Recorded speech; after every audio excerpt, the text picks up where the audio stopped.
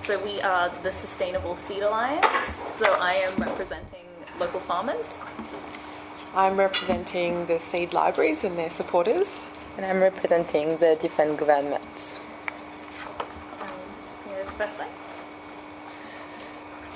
So firstly, why is saving seeds important? So approximately 100,000 global plant varieties are endangered today. Of course, plants are vital for our food supply, climate stabilization. They provide shelter, medicine, and fuel. And then saving a variety of seeds will help provide us with genetic diversity and greater resistance for when the plague happens, potentially.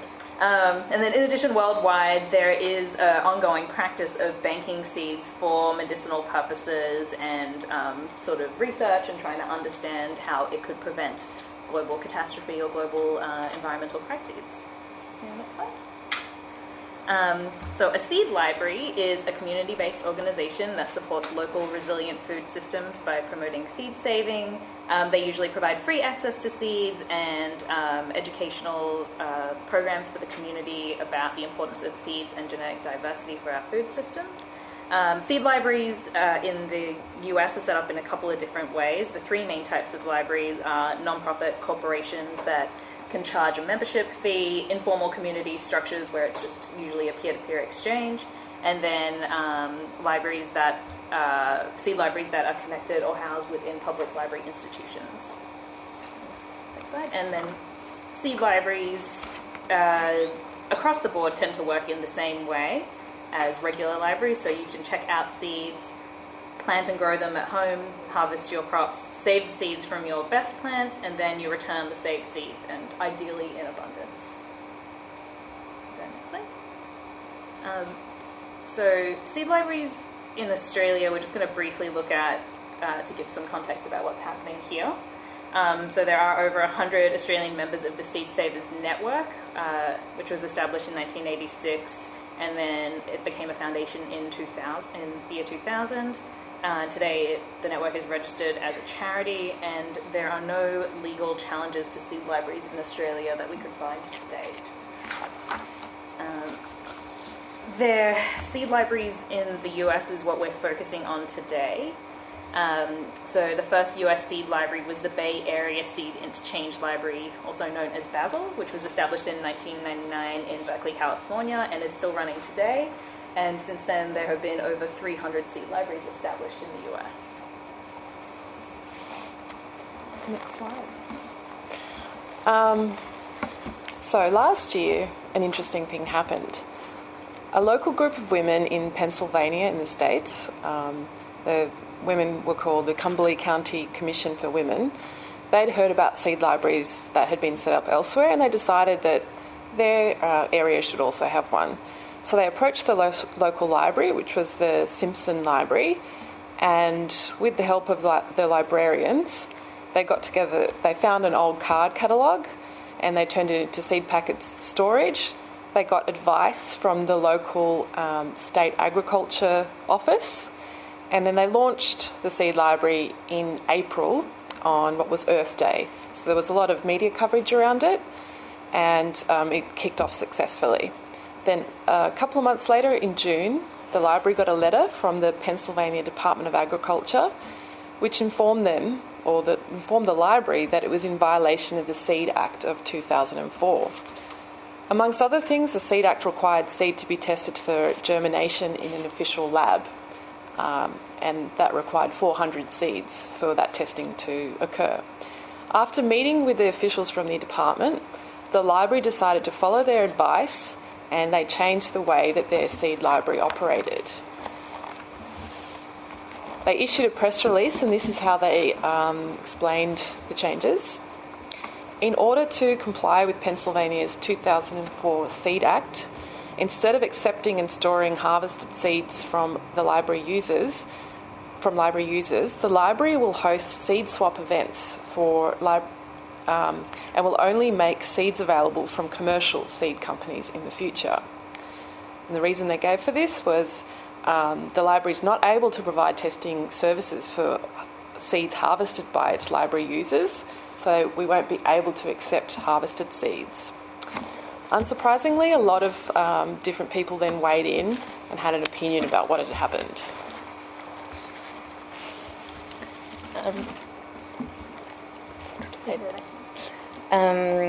So I'm representing the governments. So first of all, it's important to note that the seed libraries are more a state issue rather than a federal issue, as there are like different laws in different states. However, the federal government didn't make any explicit statement on its position concerning seed libraries, but like it's assumed that it's supporting the state's government position. So the state government want to regulate seed libraries for a few reasons. The first one is the consumer's protection. The concern are that seed could be mislabeled, purposefully or accidentally. So then the question would be like, what would happen if the seed is not the seed that it was supposed to be? And for example, if it's like a seed that like someone is allergic to and grow something and then eat something that is allergic to, or what's happened if the seed, for example, is marijuana and then someone just grow marijuana in its garden. So the Minnesota Department, for example, say that the purpose of this Department of Agriculture is to protect consumers who purchase seed from inadequately or illegally labeled seed. Another concern is germination. There is a risk that seeds may not germinate. So then who is responsible if someone takes seeds and brings them back home and the seed doesn't germinate? And the last concern about consumer protection was poisonous plants. The risk that poisonous plants are grown and that it harms someone. So who would be responsible? Like who would be liable for that? Who would be responsible for that? So the question of liability comes back a lot. The role of the government also is to protect the libraries from any liabilities, because for the government, consumer will assume that the library or the staff member are liable, so you need to protect the libraries from this problem. The second main reason of state government for wanting to regulate seed libraries is the risk of ecological disaster. A commissioner called Barbara Cross from the Pennsylvania Department of Agriculture said that it was a real scenario, and she opposed agri-terrorism to agri-tourism. So the Department of Agriculture need to protect and maintain food sources in their states. And seed library could put the entire ecosystem at risk. They're concerned about possible infringement of seed patents, the spread of invasive plant species and diseases, and cross-pollination that could destroy the other crops around and put the environment in danger. And the last concern as well is to protect commerce and competition. So, the Minnesota Department of Agriculture say that, one of the main concerns was to protect commerce and to promote fair competition. And also, seed will probably not go into the interstate commerce, which could be a loss for the government. So following all of these reasons, there was like a few main cases about it. So the first one was the fact of, in Pennsylvania, a seed library in Cumberland was regulated out of the existence by the Department of Agriculture of Pennsylvania on the basis of the Pennsylvania Seed Act of 2004. However, the Pennsylvania Seed Act of 2004 primarily focuses on the selling of seeds, which is not how seed library works. But the government considered that the seed libraries are analogous to seed companies, as the same issue arises from both of them. The department is responsible for protecting the integrity of seeds used by the public and agriculture industry, and this includes distribution. So even though the library was not selling the seed, this particular seed library fell under the purview of the State Department. So yeah, should I read the letter? There was a letter. So, dear sirs, the letter read, as the seed control officer for PA, I would like to inform you about the PA seed and regulation. It has come to my attention through various avenues so TV, postings, word of mouth, internet, that you can plan to offer your patron the option to participate in a seed library. I wholeheartedly support the promoting of gardening, sharing of resources, and connecting people through a communal experience, but I believe there are some issues of seed distribution that you may not be aware of, so the one that we said before. So the Pennsylvania Department of Agriculture issued a protocol and about it, like to regulate, in order to regulate seed safely and while saving organization or person from liability. So there was a similar case in Minnesota where the state Department of Agriculture said that the libraries were in violation of state seed law that prohibit transferring ownership of seeds without comprehensive testing before. So that goes nicely. Thank you. So the different regulations that the states put in place. So the first one was that it can't be like any seed that are exchange or swap. It needs to be packet of seeds that are for the proper growing season and that are not past the sell-by date. All the seeds need to be labeled. So there's different things that should be labeled. So, for example, in Arizona, there's germination, purity, noxious weed content, precautionary statements the director considered to be necessary, labeler or packager information, seed origin, and other issue the director considers to be necessary. So another regulation is that the seeds should be tested, but like the test depends on which state, and like there's different tests depending on the number of seed, for example. So 400 for official testing, 100 for commercial testing, and 10 to 20 for at-home testing. There's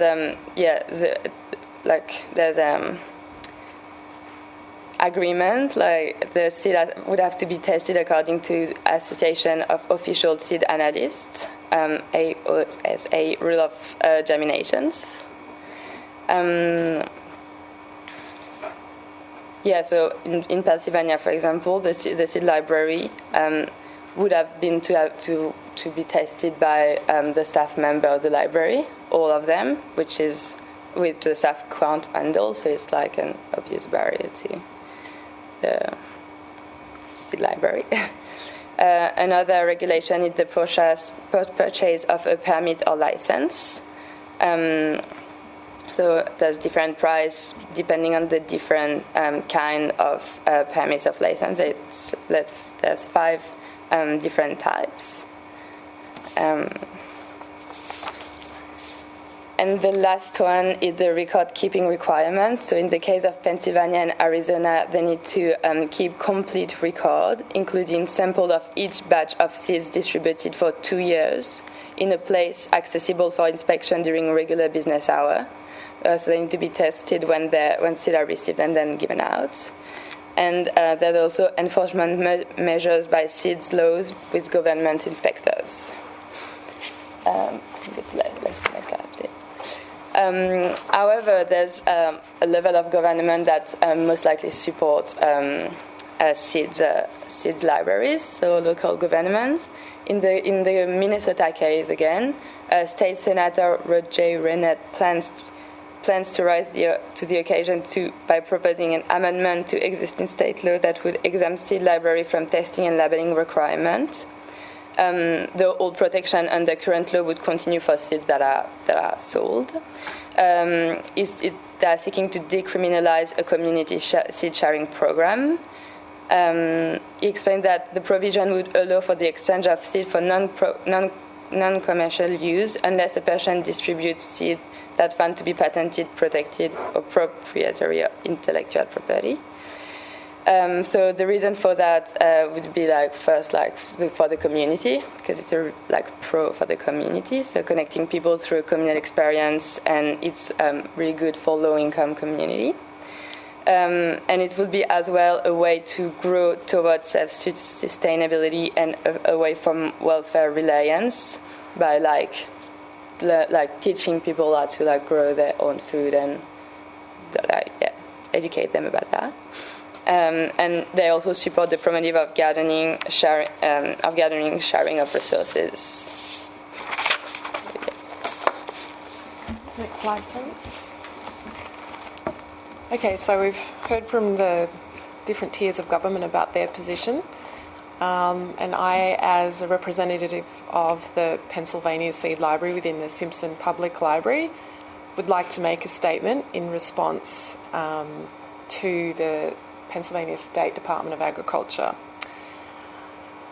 While we were disappointed that we could no longer accept harvested seeds, I should just say that because I'm a director of the public library, I have to make a very carefully worded statement which reflects the fact that I'm a government employee and can't be too free with my words about the institution that employs me. But I think you'll hear the nuances of the press release nonetheless, and it'll give you some idea of the issues that we're dealing with, even though they might not have been explicitly said to be those issues by the department itself. So while we were disappointed that we could no longer accept harvested seeds, we understand the Department of Agriculture's concerns about possible infringement of seed patents. That's the first thing that we put there. The spread of invasive plants and disease or cross-pollination. We are pleased that department officials worked with us to allow us to host seed swap events. This means that we can continue working with the community to promote home gardening that is, and the preservation of heirloom seed varieties. The library plans to obtain donated commercial seed varieties for the Simpson Public Library's seed library. Now I'll turn to, next slide please. Although we had to work with the department on this issue, we also got advice from other interested members who, one of whom was the Sustainable Economies Law Centre, and they gave us their position on the legality of our seed library and what concerns should be taken into account. The SELC was of the opinion that the Pennsylvania law did not apply or had been misapplied by the department. And they they argued for that in a couple of ways, both according to the letter of the law and the spirit of the law. They argued that state and federal seed laws exist to protect people who buy seed, like farmers, and whose livelihood depends on the seeds being of good quality and the right variety. And we don't dispute this. Of course, if a farmer buys 10,000 seeds and their whole season's crop is dependent on those seeds being of good quality, that they germinate and that they're getting the lucerne that they wanted and not alfalfa, then of course there's a good reason for regulation there. Seed law, as we understand it, also prevents unfair competition, as the government representative told us, and prevents weeds and diseases from being introduced. We agree that those regulations are sensible when it comes to commercial seed companies. And we should also point out that state laws, they say, as the government told us, that labelling, testing and licensing only applies if you sell seeds, while some state laws say that those requirements also apply to exchange of seed and to instances of bartering seed. Many of the laws, however, if we're looking at the situation not just in Pennsylvania but in the rest of the United States, many of the state seed laws are silent on the definition of selling, and so it's unclear in a lot of cases what selling means. Next slide, please. We would argue, or we support the Sustainable Economies Law Centre view that seed libraries are about gifting seeds rather than selling them, or even bartering or exchanging them. Now, because the libraries are about gifting seeds, different regulation should apply than to commercial seed exchanges. When people transact in a commercial transaction, merchants have an incentive to seek high prices and to reduce their costs in order to get more. When people in commercial transactions, people want to know how much they can get, and they want to get more. And so in those circumstances, it's far more likely that they will cut corners, disregard risks, be careless, mislead people, and so on. And that's why regulations apply when people sell things. But regulations rarely apply when people give things. We argue that seed libraries have a give more frame of mind, and it motivates libraries to do the right thing. So the members of the seed library don't have an interest in ripping someone off or intentionally giving them bad seeds. The libraries ask people to donate seed back to the library, but with the goal of giving away more seed. So we argue that the letter of the law might not tell us that seed libraries are clearly exempt from regulation, and as I said, there is there's a lack of clarity around what the word selling means, and to some extent also what exchange or bartering means in the context of that law. But the spirit of the law should tell us that gift exchanges should not be regulated in the same way as commercial exchanges. And I'll draw on one example which is similar to the seed library in some extent, and which has been found to not have to be regulated in the same way that commercial transactions are, and that's the example of time banking.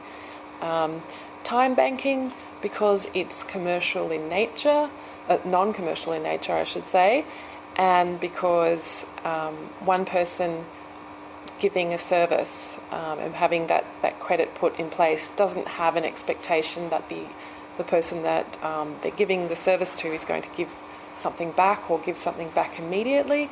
So it conforms to that idea of the gift that we have read about in anthropological theory, particularly about that delay between the initial gift giving and the potential return. And the return can come not from the person who was given the gift, but from someone else in the community.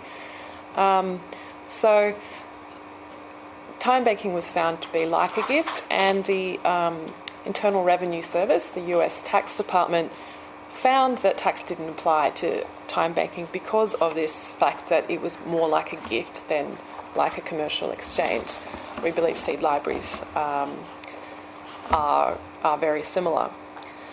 Another reason why seed libraries shouldn't be found to fit within the definition of even bartering or exchanging, where barter of seed and exchange of seed draws regulation or makes regulation apply in the existing seed laws, is that while someone can borrow seed from a seed library, they're not under a strict obligation to return seed. That's because, not only the ethos of the way the library is set up, but because the member can't control whether if they're a bad gardener, they might not actually have any functioning plants that can produce seed, so they might not actually return it.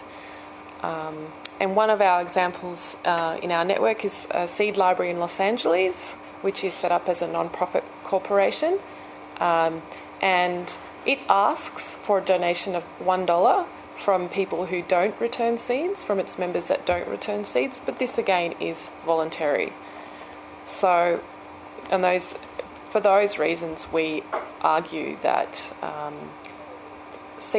all seed libraries are actually non-commercial, informal, and should not have the same commercial seed laws applied to them as commercial seed companies. Next slide, please. And just to add weight to some of the arguments that other supporters and farmers as well have put forward as why seed libraries should be encouraged and not stymied by excessive regulation, is because seed libraries contribute to environmental sustainability. We've heard they protect biodiversity. They enrich the quality and variety of seeds available for organic farming, which we know that agribusiness does not have organic seeds available. Also, seeds are part of the commons. We all rely on seeds for much of our food supply. As such, they should be accessible to everyone to use, access and benefit from. And we believe that given seed libraries are a small-scale enterprise of community gardeners who have no interest in perpetrating massive harms to our ecosystem. In fact, the opposite. We say there's little risk that can be found from the operation of seed libraries. So, from the perspective of local farmers and their support of seed libraries, we're coming at it from a bit more of a holistic perspective. So, to give a little background, saving seed is a 12,000-year-old agricultural tradition as identified by farmers. And what we would do is selectively save seeds from our healthiest and most productive plants and then cultivate these seeds. Over time, they would evolve to have, it would be part of natural and human selection. So we as farmers need diverse seeds grown in local soil to counteract the possibility of single diseases wiping out sources of our income. And we need the opportunity to cultivate varieties of food that have been lost and create unique breeds for patent. So how seed libraries kind of fit into this is we're thinking of, there is legislation that is sort of, and acts that pertain to sort of the top commercial entities and big organizations, and its application to smaller organizations we're not really seeing as being in line, because we're going to be falling somewhere in between that spectrum, and if we want to expand the way that we work as farmers, we need this sort of bottom end to be thought out as well. So looking at some legislation in relation to farmers and seeds, I'm just going to talk about the Plant Patent Act of 1930 and the Plant Variety Protection Act of 1970. So the Plant Patent Act of 1930 granted intellectual property rights to breeders for any asexually reproducing distinct new varieties of plants other than tuber-propagated plants. So tuber-propagated plants are your potatoes and things that sprout from spuds usually. And they obviously had to be asexually reproducing because cross-pollination does happen, and it's harder to sort of patent those varieties. And then in 1970, the Plant Variety Protection Act actually expanded the intellectual property of seed patents and allowed for what was known as novel seed varieties, so things that were bred and changed over time. And if, there are some strict ways that we actually prove that it is a novel plant variety. And around this time in 1970, the certification actually changed from you're getting your patent through the United States Patent and Trademark Office to actually changing to getting your certification through the United States Department of Agriculture. So going back to the agricultural tradition, we're sort of looking at what is going to expand our opportunities for trying to create new varieties for patent, and increasing this ecology of people that are involved in seeds exchanges and saving seed is only going to help us in that. Again, from the position of farmers, we currently are in a cycle where we're purchasing a lot of seed year on year. Agricultural practices have changed, and we need to find a way of breaking out of this cycle. We personally also have an inherent responsibility to protecting the environment, because without proper protections in place, we will risk our livelihood. So large agricultural businesses, as a sort of follow-up from the Patent Acts, have obviously been able to create varieties of seed that are not naturally occurring and have licensing agreements with the usage of those seeds. We are now entering a generation of farmers that have just been working with these seeds that have been patented and come to you via license. So the whole practice of seed saving has been lost within this generation, and it has disconnected us with our agricultural tradition. There is also the flip side of looking at the public relations side of things. In the UK, there was, in the 1990s, there was a lot of information and perhaps even some misinformation about genetically modified organisms that got out into the public, and as such there is actually a lot of negative publicity around that. So if we as farmers are sort of stuck in the process of using, we've lost our agricultural tradition, we're using genetically modified organisms, there is sort of a shift in public perspective that is happening right now, and we want to engage with the with allowing and making sure these local communities and local seed sharing projects happen, because we're probably looking at how we can create our practices to be a little bit more sustainable, and that is more going to help us than companies that are forcing us to buy seeds year on year and keep participating in this cycle where we have actually lost the original intent behind what we were doing.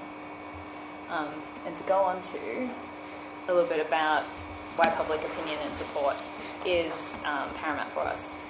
So this article actually was a large survey of the American public attitudes towards a lot of small organizations, and so you can see from the percentages up on this slide, 62% of people supported farmers markets, and then a little bit further down there was a 47% support of community garden policies. So we're thinking the changing attitudes to food supply and GMOs have resulted in greater support for farm-to-table restaurants, farmers markets, community gardens, and agricultural education in primary and secondary schools.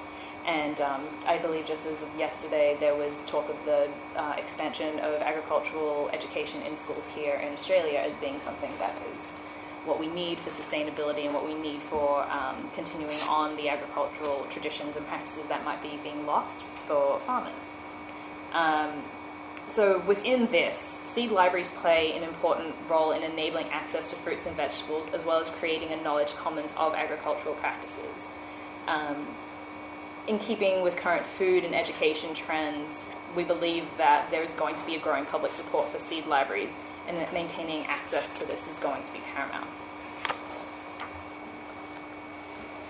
So this is our compromise to sort of bring together all of our concerns. Mm-hmm. Thank you. So after tough negotiations with my fellow stakeholders, we've come to a joint position which we believe strikes a balance between regulation in the public interest and community freedom to make use of the seed commons. We decided that different rules should apply to seed libraries depending on their level of sophistication, which usually correlates with their scale, and also depending on whether they made use of public resources and infrastructure. So the first type of seed library we looked at was one organised as an informal community group. So we believe seed law should explicitly state that the following rules apply to these informal groups, and where appropriate, that rules don't apply to them. So we believe there should be no requirements imposed for seed testing. There should be no permits that the group needs to obtain. No requirements for detailed labelling, and no requirements for record keeping. And no inspections should be undertaken on the seed inventory of these groups. So an informal community group is an informal seed library, which is set up as a community group, is one in which seeds are shared for personal use and not grown for profit. The seeds should be limited to fruits, vegetables and native flowers, just to prevent, and the seeds should be ones already within the US and not imported from outside the country, to limit the possibility of the spread of disease or insects or fungi, poisonous fungi. And an attribute of the group, it shouldn't charge any fees. All work should be voluntary. We ask that the seed group make it clear to everyone who joins that seeds don't comply with commercial seed regulations, so people essentially borrow at their own risk. Now that is something that's probably well understood by people, but we'd like to make sure that the group makes that clear.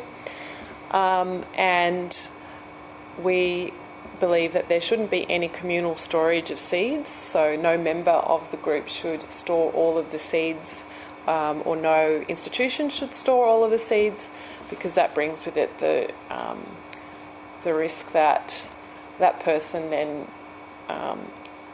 is liable for any insect infestations or any other problems that come from the way that the seed is stored. So a group might meet.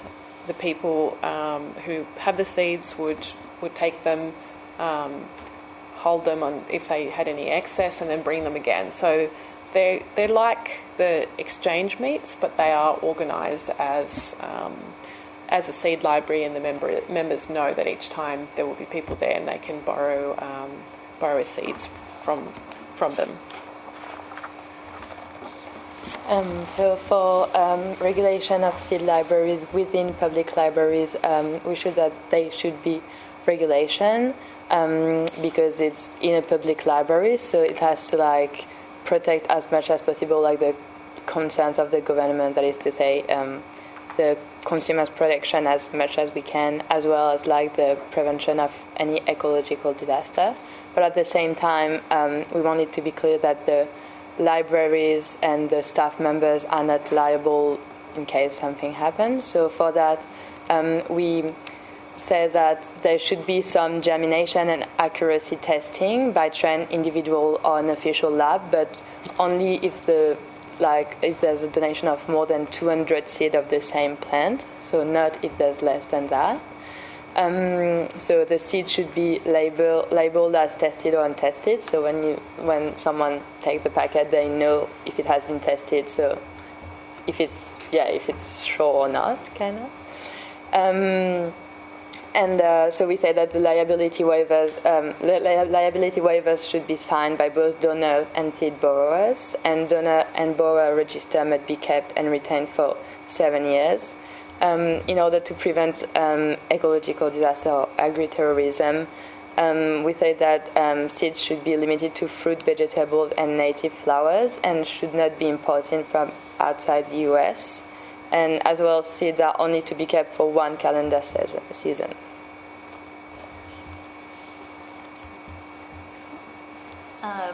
So the regulation of seed libraries that are organised as non-profits.